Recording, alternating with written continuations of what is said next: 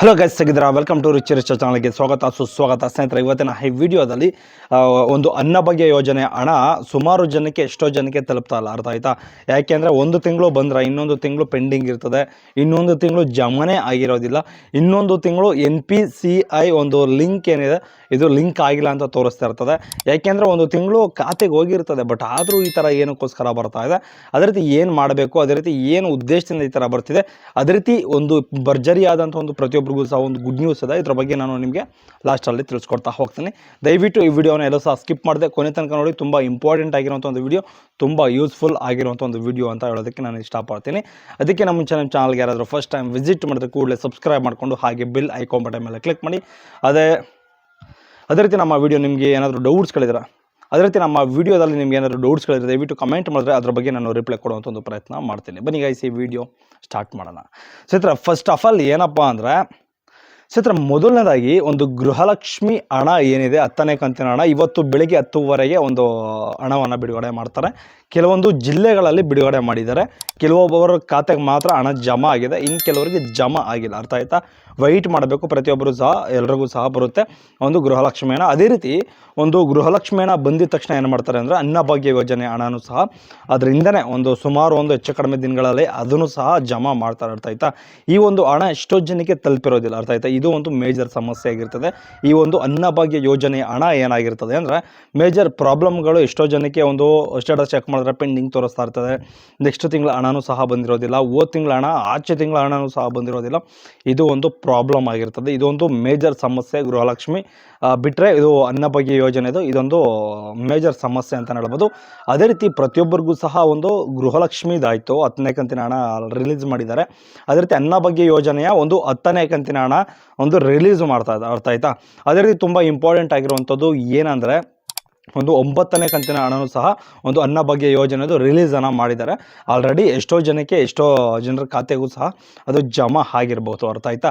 ನಿಮ್ಗೆ ಯಾರಿಗಾದರೂ ಬಂದಿಲ್ಲ ಅಂದರೆ ದಯವಿಟ್ಟು ಸೈಬರ್ ಸೆಂಟರ್ಗಳಿಗೆ ಹೋಗಿ ಅದು ಸ್ಟೇಟಸ್ ಏನಿದೆ ಅಂತ, ಏನು ತೋರಿಸ್ತಿದೆ ಅಂತ ಚೆಕ್ ಮಾಡಿಸ್ಕೊಳ್ಳಿ. ಅದೇ ರೀತಿ ಅದರಲ್ಲಿ ನಿಮ್ಗೇನಾದರೂ ಸ್ಟೇಟಸಲ್ಲಿ NPCI ಆಧಾರ್ ಲಿಂಕಿಂಗ್ ಆಗಿಲ್ಲ ಅಂತ ಏನಾದರೂ ತೋರಿಸ್ತಿದೆ ಅಂದರೆ, ಅರ್ಥ ಆಯ್ತಾ, ನೀವೇನು ಮಾಡಬೇಕು ಅಂದರೆ ನಿಮ್ಮ ಒಂದು ಬ್ಯಾಂಕ್ಗೆ ಹೋಗಿ ಲಿಂಕ್ ಮಾಡಿಸ್ಕೊಳ್ಬೇಕಾಗುತ್ತೆ. ಅಕಸ್ಮಾತ್ ನಿಮ್ಗೆ ಒಂದು ಬಾರಿನೂ ಬಂದಿಲ್ಲ ಅಂದರೆ ಅನ್ನಭಾಗ್ಯ ಯೋಜನೆ ಹಣ, ನೀವು ಆಧಾರ್ ಮತ್ತು ಬ್ಯಾಂಕ್ ಪಾಸ್ಬುಕ್ ಎರಡನ್ನೂ ಸಹ ಲಿಂಕ್ ಮಾಡಿಸಿಲ್ಲ ಅಂತ ಅರ್ಥ ಆಯ್ತಾ? ಇದನ್ನು ದಯವಿಟ್ಟು ಅರ್ಥ ಮಾಡ್ಕೊಳ್ಳಿ. ಅಕಸ್ಮಾತ್ ಏನಾದರೂ ಲಿಂಕ್ ಮಾಡಿಸಿಲ್ಲ ಅಂದರೆ ನಿಮ್ಮ ಹತ್ರದಲ್ಲಿರುವಂಥ ಒಂದು ಪೋಸ್ಟ್ ಆಫೀಸ್ಗೆ ವಿಸಿಟ್ ಮಾಡಿ ನೀವು ಅಲ್ಲಿ ಸೇವಿಂಗ್ ಬ್ಯಾಂಕ್ ಅಕೌಂಟ್ನ ಓಪನ್ ಮಾಡಿದ್ರೆ ವಿತಿನ್ NPCIಯು ಸಹ ಆಯ್ತದೆ. ಅದೇ ರೀತಿ ಆಧಾರ್ ಕಾರ್ಡು ಸಹ ನಿಮಗೆ ಬ್ಯಾಂಕ್ ಪಾಸ್ಬುಕ್, ಆಧಾರ್ ಕಾರ್ಡ್ ಎರಡೂ ಸಹ ಲಿಂಕ್ ಆಗುತ್ತೆ. ಅರ್ಥ ಆಯ್ತಾ? ಯಾವುದೇ ಕಾರಣಕ್ಕೂ ಏನೂ ಸಮಸ್ಯೆಗಳಾಗೋದಿಲ್ಲ. ಪೋಸ್ಟ್ ಆಫೀಸ್ ಅಕೌಂಟ್ ಓಪನ್ ಮಾಡಿದ ತಕ್ಷಣ ಡೈರೆಕ್ಟಾಗಿ NPCI ಆಧಾರ್ ಲಿಂಕ್ ಆಗಿರ್ತದೆ, ಅದಕ್ಕೆ ಕೂಡಲೇ ಜಮಾ ಆಗುತ್ತೆ. ಅರ್ಥ ಆಯ್ತಾ? ಇದನ್ನು ದಯವಿಟ್ಟು ಅರ್ಥ ಮಾಡ್ಕೊಳ್ಳಿ.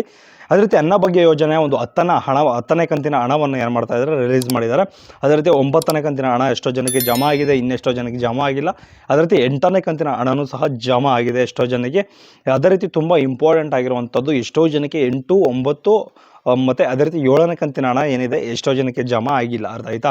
ಜಮಾ ಆಗಿಲ್ಲ ಅಂದರೆ ನಿಮ್ಮ ಹತ್ರದಲ್ಲಿರುವಂಥ ಒಂದು ಫುಡ್ ಆಫೀಸ್ಗೆ ವಿಸಿಟ್ ಮಾಡಿ, ಅಲ್ಲಿ ಏನು ರೀಸನ್ ಅಂತಲೂ ಸಹ ನೀವು ತಿಳ್ಕೊಳ್ಬೋದು. ಅದೇ ರೀತಿ ಮೇನ್ ತುಂಬ ಇಂಪಾರ್ಟೆಂಟ್ ಆಗಿರುವಂಥದ್ದು, ನೀವು ಸೈಬರ್ ಸೆಂಟರ್ಗಳಿಗೆ ವಿಸಿಟ್ ಮಾಡಿನೂ ಸಹ ನೀವು ಏನು ರೀಸನ್ ಇರ್ಬೋದು ಅಂತ ತಿಳ್ಕೊಳ್ಬೋದು. ಅರ್ಥ ಆಯ್ತಾ?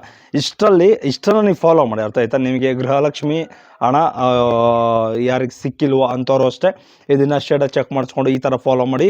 ಅದೇ ರೀತಿ ಅನ್ನಭಾಗ್ಯ ಯೋಜನೆಯ ಹಣ ನಿಮ್ಗೆ ಇನ್ನೂ ಏನಾದರೂ ಬಂದಿಲ್ಲ ಅಂದರೆ, ಜಮಾ ಆಗಿಲ್ಲ ಅಂದರೆ, ಅದರ ಸುಳಿವೇ ಇಲ್ಲ ಅಂದರೆ ಈ ಥರ ನೀವು ಸ್ಟೇಟಸನ್ನು ಚೆಕ್ ಮಾಡಿಸ್ಕೊಂಡು ನೀವು ನೆಕ್ಸ್ಟ್ ಪ್ರೊಸೆಸಿಂಗ್ ಏನಿರ್ತದೋ ಅದನ್ನು ಮಾಡಿದ್ರೆ ಖಂಡಿತವಾಗ್ಲೂ ಒಂದು ಅನ್ನಭಾಗ್ಯ ಯೋಜನೆಯ ಹಣ ಖಂಡಿತವಾಗ್ಲೂ ಜಮಾ ಆಗೇ ಆಗುತ್ತೆ. ಇದನ್ನು ದಯವಿಟ್ಟು ಮೈಂಡಲ್ಲಿ ಇಟ್ಕೊಳ್ಳಿ. ಅರ್ಥ ಆಯ್ತಾ?